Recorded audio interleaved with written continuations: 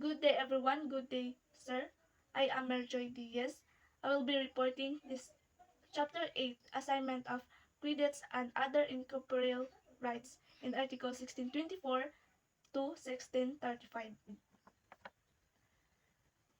In Article 1624, which is an assignment of credits and other incorporeal rights shall be perfected in accordance with the provisions of Article 1475.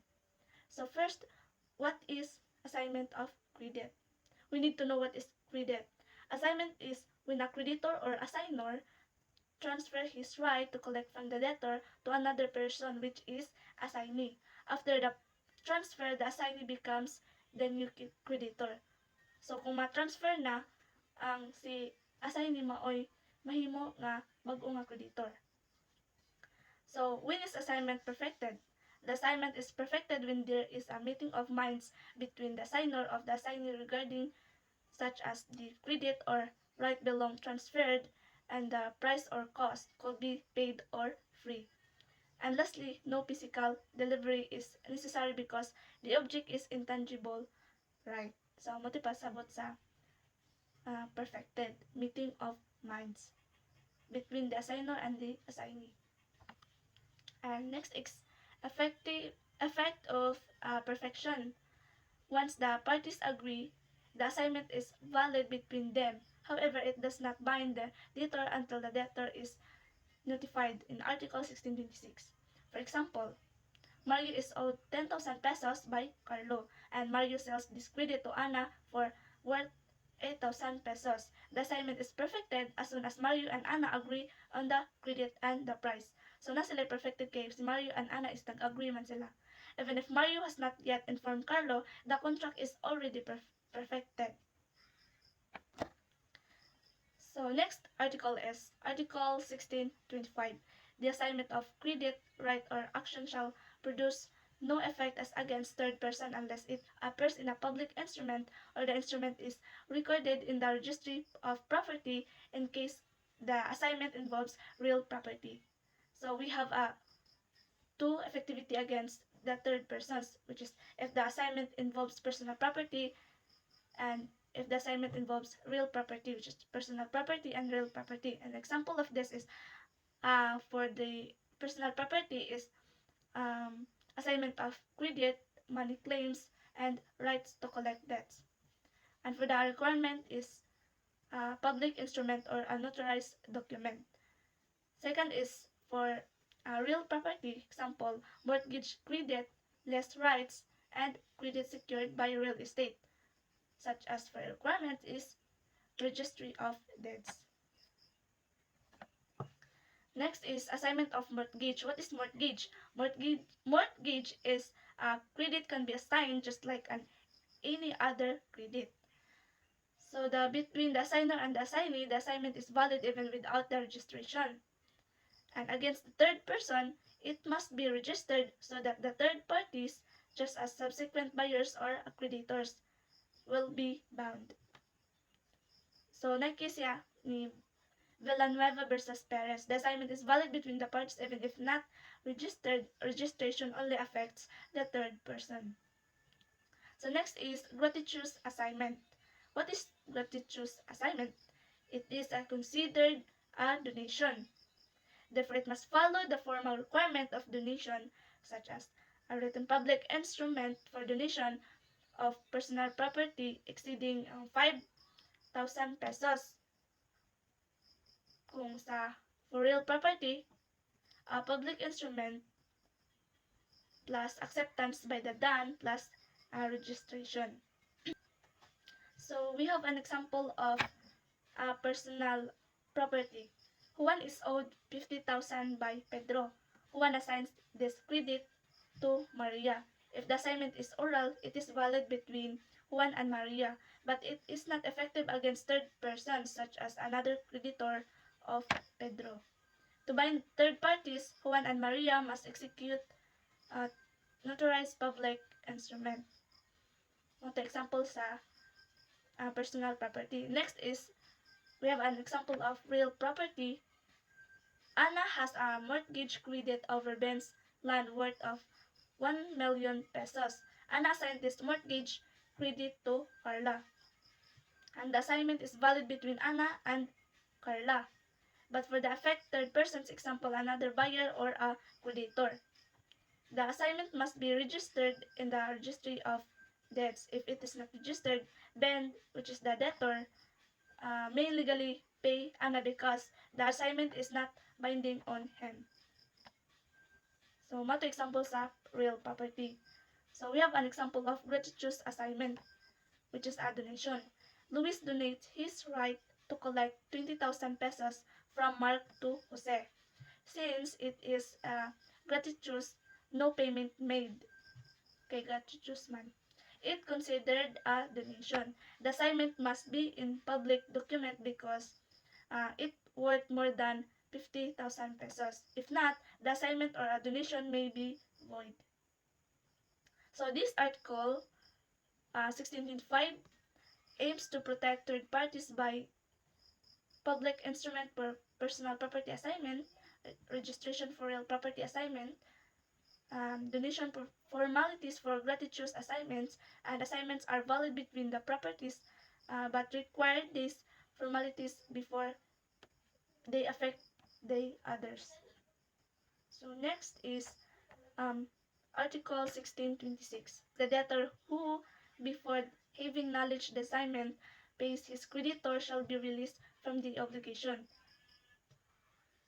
The law protects the debtor who pays in good faith, even if the creditor has already been assigned to another person. The debtor is not bound by the assignment until he has knowledge of it. Before notice of assignment, payment to the original creditor is valid. After notice of assignment, payment must be made to the assignee. The debtor consent is not required for the validity of the assignment. Only knowledge or notice affects the whom payment should be made. For example, A owes B for worth 50,000 pesos and B assigns his credit to C. A, without knowing about the assignment, pays B. So the answer is A is released from the obligation. C cannot demand payment from A but may go after B because assignment is objective as the debtor only from the time he has knowledge of it. Assignment of credit is binding upon the debtor only from the time he has knowledge of the assignment. This confirms that payment made before notice extinguishes the obligation. The right of compensation depends on the debtor knowledge and consent. If the debtor consented to assignment, he cannot claim compensation unless he reserved such right. If the debtor was notified but did not consent, he may compensate debts maturing before assignment. If the debtor had no knowledge of the assignment, he may compensate all debts whether before or after until he learns of the assignment. For example, A owes B worth of 100,000 pesos and B owes A for 40,000 pesos. If A did not know that B assigned the credit to C, A may still offset 40,000 pesos against the 100,000 pesos. Means the debtor consent is not essentially to the validity of assignment. Debtor knowledge affects only payment, not validity. Once the debtor receives notice, he must pay the new creditor whether or not he agrees. So this article 1626 balances fairness between the parties by protecting the debtor who pays in good faith and ensuring that the assignee's rights are respected once notice is given. So we proceed to another article. Article 1627, the assignment of the credit includes all the accessories rights such as guarantee, mortgage, pledge, or references.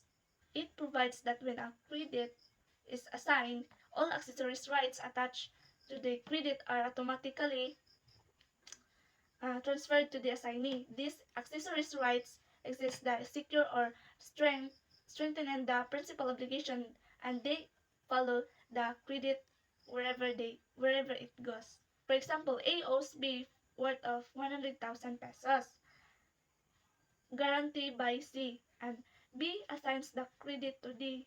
If A fails to pay, D may demand payment from C, the guarantor. That's example of the guarantee. So next is Mortgage. What is mortgage? Mortgage is a real right constituted over immovable property to secure the fulfillment of the obligation. For example,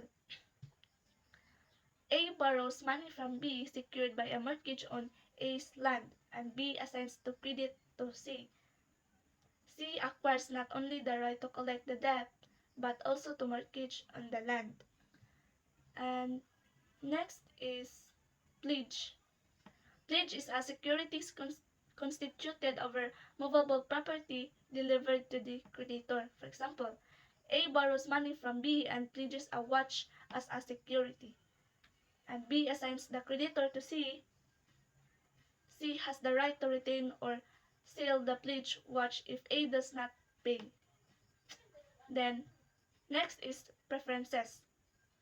Preference is the right of a creditor to be paid ahead of others in case of insolvency or liquidation.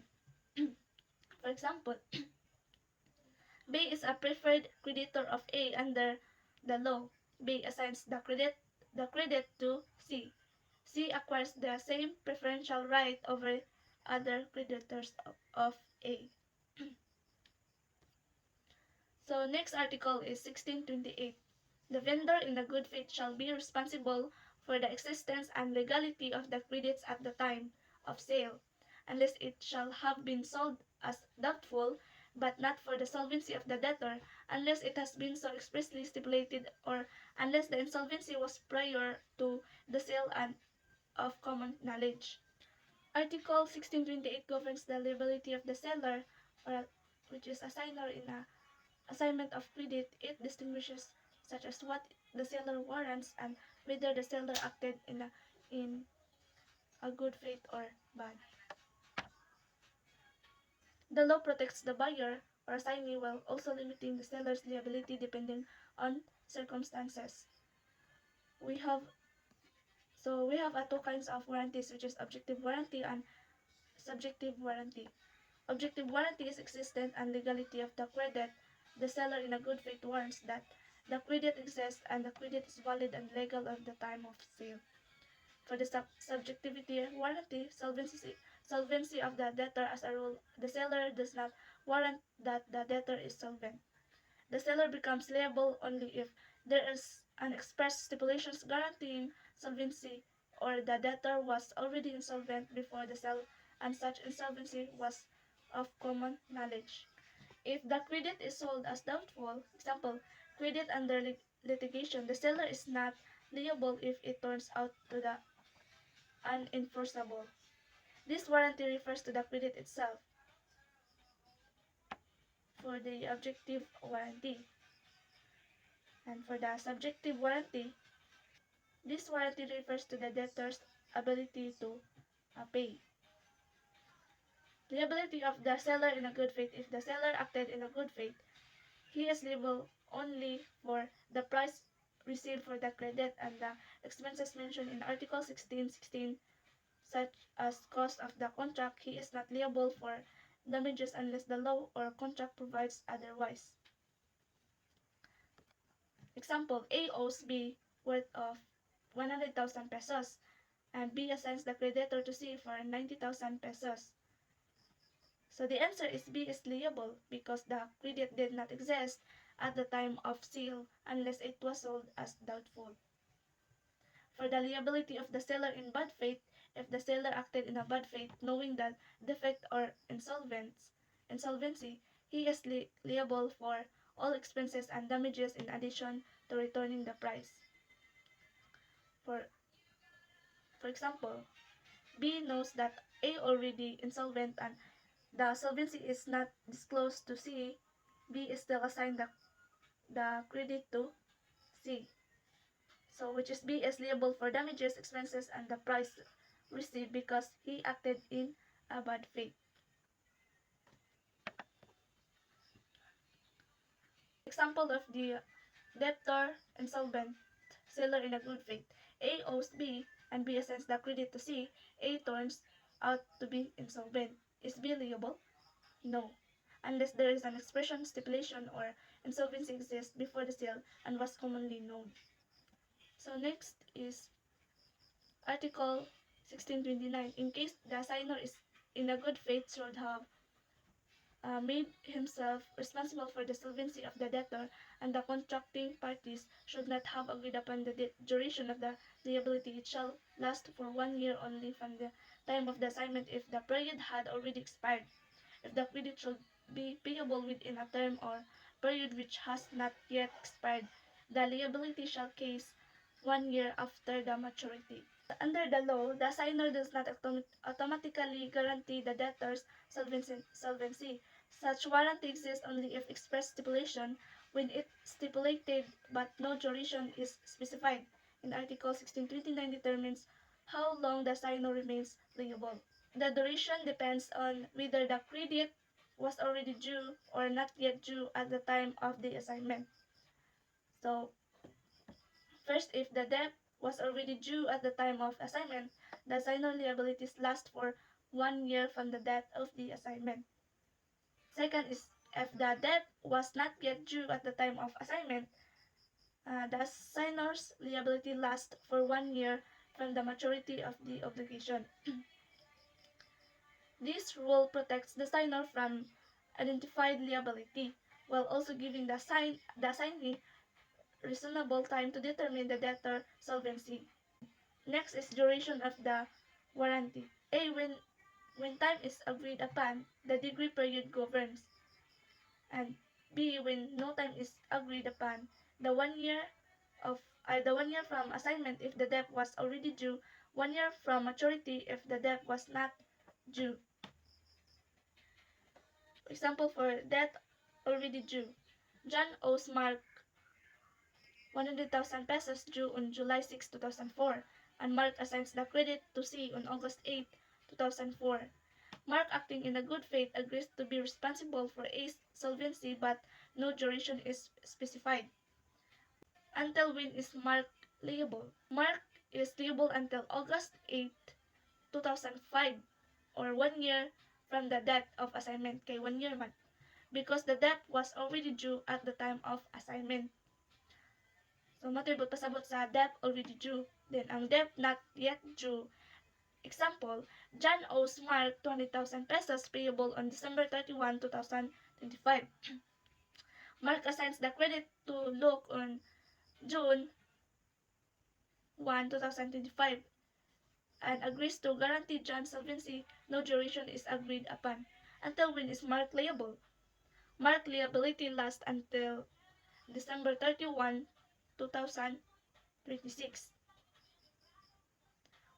which is 1 year from the maturity of the debt, since the obligation was not yet due at the time of the assignment. So, muna magpasabot sa debt not yet due. This Article 1629 establishes a definite and reasonable period for the assigner's liability when guaranteeing the debtor's solvency without an agreed duration. By fixing a 1 year period, the law ensures certainty, fairness, and stability in the assignment of credits. So, mato is Article 1629. Next is Article 1630. One who sells an inheritance without numeration, the things of which is composed, shall only be answerable for his character as an heir. So, this Article 1630 governs the sale of the inheritance as a whole, without listing or specifying the individual properties included in it. When an heir sells his inheritance without numeration, the seller does not guarantee the existence of specific properties, the value of the estate, or the condition of the asset. The seller is only responsible for one thing, that he is truly an heir of the deceased. This means that if later it turns out that some properties did not exist, the estate is smaller than expected, or the inheritance is burdened with debts, the buyer cannot complain as long as the seller is indeed a lawful heir. The warranty is limited the heirship only not to the quantity of properties. The warranty is limited to heirship only not to the quantity of properties, their quality, or their profitability, because the inheritance is sold as a whole, not item by item. For example for sale without numeration. Sam is an heir of his deceased father. He sells his inheritance to Leah for 500,000 pesos without listing any property. Sam is only liable to prove that he is a legitimate heir. If some properties do not exist or are heavily indebted, Leah cannot hold Sam liable. Ito sa sample sa sale without numeration.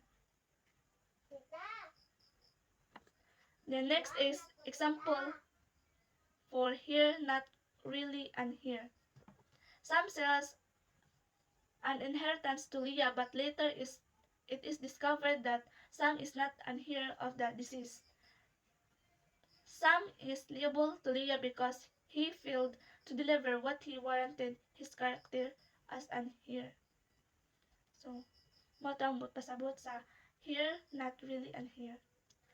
Next is sale of the future inheritance.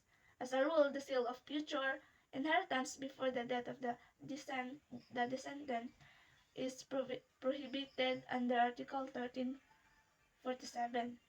The case support is in Abella versus 537 OG 924. The court recognized that the sale of the future hereditary rights without listing specific properties is valid. Example for the sale before partition, Sam, one of the several heirs, sells his share of the estate to Mary even before the estate is divided by the court. So the sale is valid. Co-heirs cannot object provided the legit time of compulsory heirs is not affected. Example for sale of future hereditary rights. Sam sells to Leah his possible inheritance from his still living parent without naming specific properties. This is allowed as a sale of future hereditary rights, not of a specific property. One example of sale of future hereditary rights. So another example of sale of future hereditary rights. Sam sells to Leah his possible inheritance from his still living parent without naming specific properties. And this is allowed as a sale of future hereditary rights, not of specific properties. This Article 1630 protects both properties by limiting the seller's warranty when an inheritance is sold without numeration. The seller warranties only that he is an heir, while the buyer assumes that the risk regarding the contracts and value of the inheritance. This promotes flexibility in estate transaction while respecting the rights of heirs and compulsory heirs. The next is Article 1631. One who sells for a lump sum the whole of certain rights, rents, or products shall comply by answering for the legitimacy of the whole in general, but he shall not be obliged to warrant each of the various parts of which it may be composed, except in the case of eviction from the whole or the part of a greater value. This Article 1631 applies when a seller transfers the entirety of certain rights, rent, or products for a single lump sum or a price without itemizing or valuing each component separately. The scope of this warranty is the seller warrants only the legitimacy of the whole. He assures that the rights, rents, or other products sold exist and that he has the legal authority to sell them. The seller does not warrant each individual part included in the sale.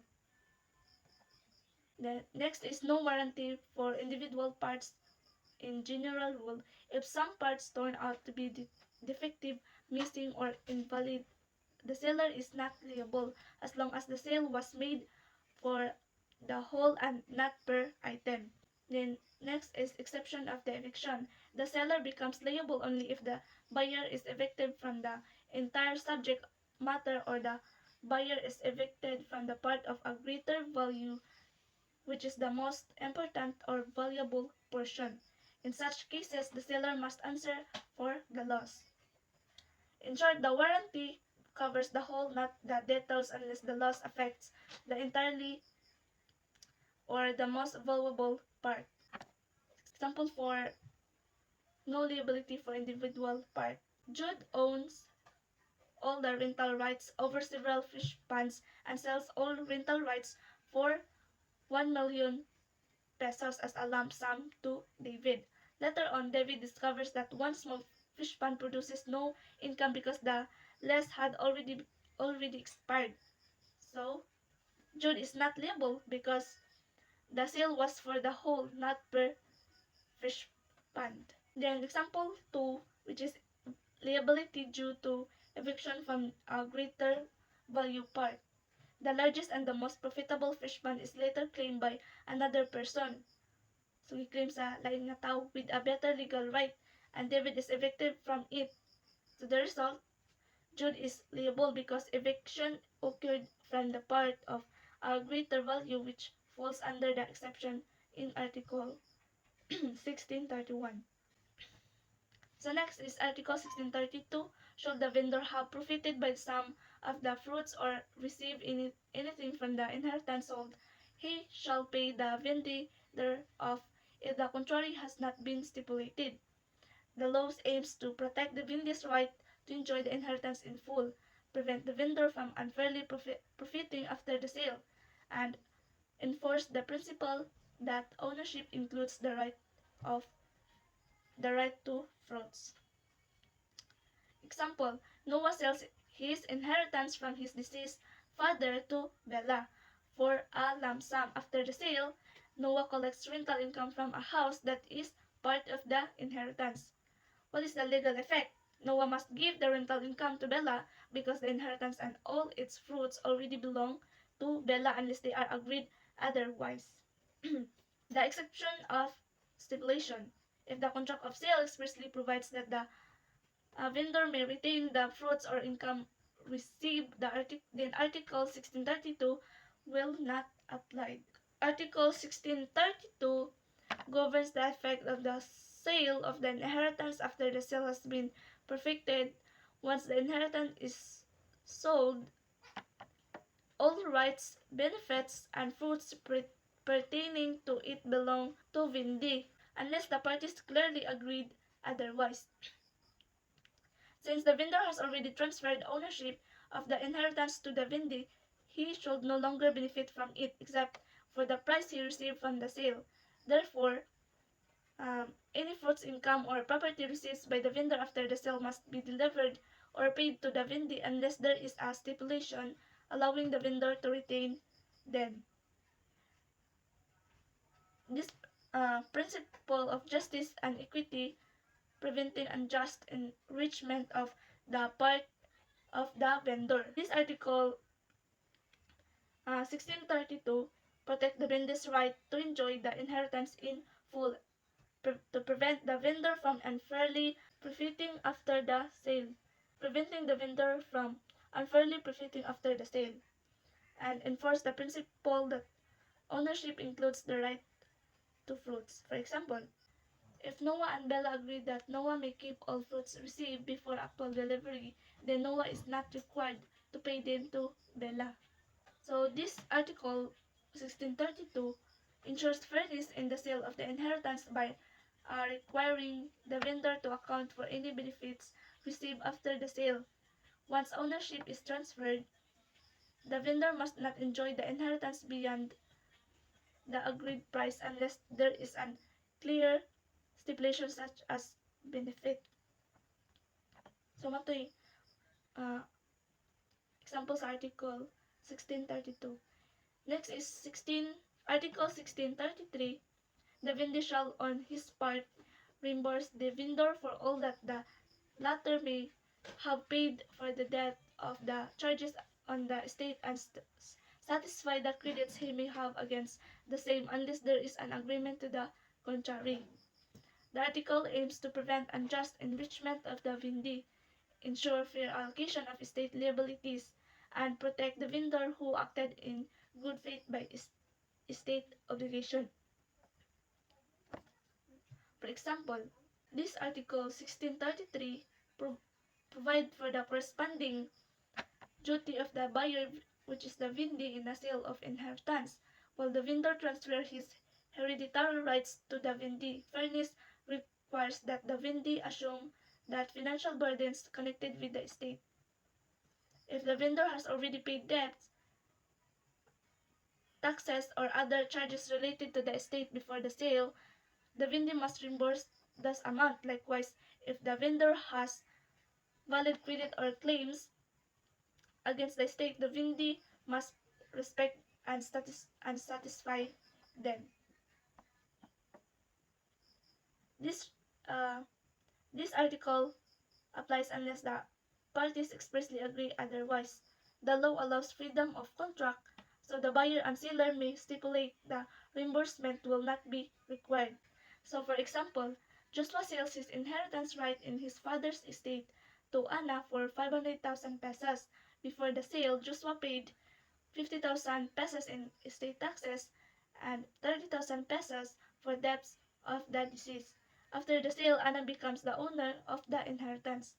So the application of this Article 1633, Anna must reimburse Joshua worth of 80,000 pesos unless their contract states that Joshua waives reimbursement. This is because Anna now enjoys the inheritance and must also bear its burdens. In Article 1634, when a credit or other incorporeal right in litigation is sold, the debtor shall have a right to extinguish it by reimbursing the assignee for the price the latter paid therefor, the judicial cost incurred by him, and the interest on the price from the day on which the same was paid. A credit or other incorporeal rights shall be considered a litigation from the time that the complaint concerning the same is answered. The debtor may exercise his right within 30 days from the date the assignee demands payment from him.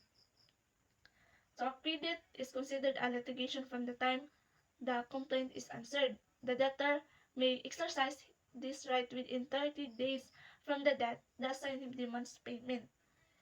And credit is deemed in litigation only after the debtor has filed an answer to the complaint. Before that stage, the credit is not yet considered contested.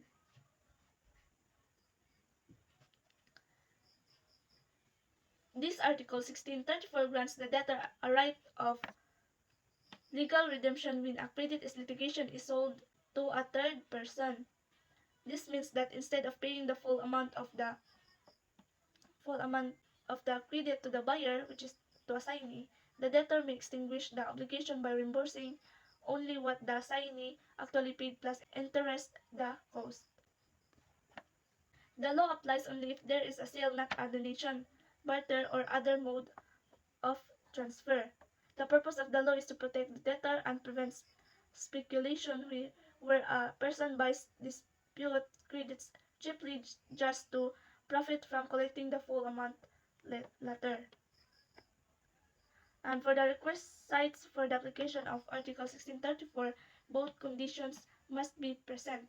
There must be a sale of the credit, and the credit must already be in litigation at the time of the sale. Example, the complaint has been answered.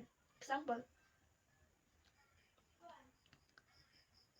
Joyce sues Clark to collect 1 million pesos and Clark files an answer making the credit in litigation.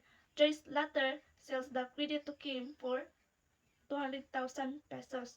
When Kim demands payment from Clark, Clark may redeem the credit by paying Kim. So 200,000 pesos for price paid plus judicial cost plus interest from the debt Kim paid to Joyce. Within 30 days from Kim demand, once paid, Clark's obligation is extinguished. Article 1634,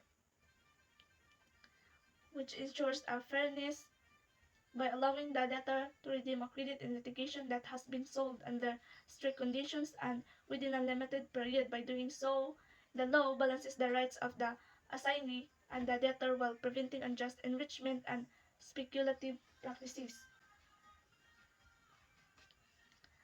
And next is Article 1635. From the provision of the preceding article shall be excepted the assignment of the sale made, such as to co-heir or co-owner of the right assigned, and to a creditor in payment of his credit, and lastly to the possessor of the tenement of piece of land which is subject to the right in litigation assigned. The law denies legal redemption in these cases because the assignments are not speculative in nature and are made for legitimate and practical purposes. So, for example, number 1. To co-heir and or co-owner. Sam and Jane are co-owners of the property. Sam assigns his litigated credit related to the property to Jane. Answer. The debtor cannot redeem the credit because the assignment is made to a co-owner, not a speculator. The example po sa assignment to a creditor in payment of his credit is Anne owes Joy for worth 500,000 pesos instead of paying cash. Anne assigns to Joy a credit he owns which is under litigation. The third one is example of assignment to the possessor of the property to the litigated right.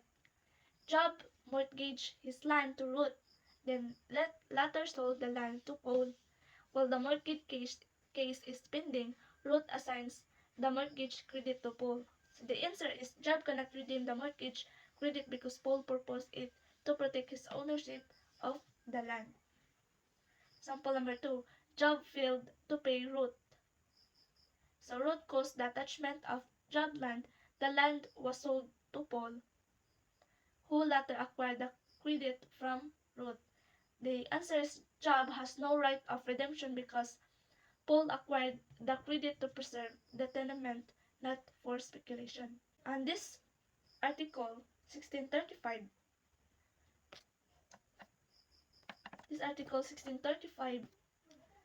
limits the right of legal redemption to prevent its misuse.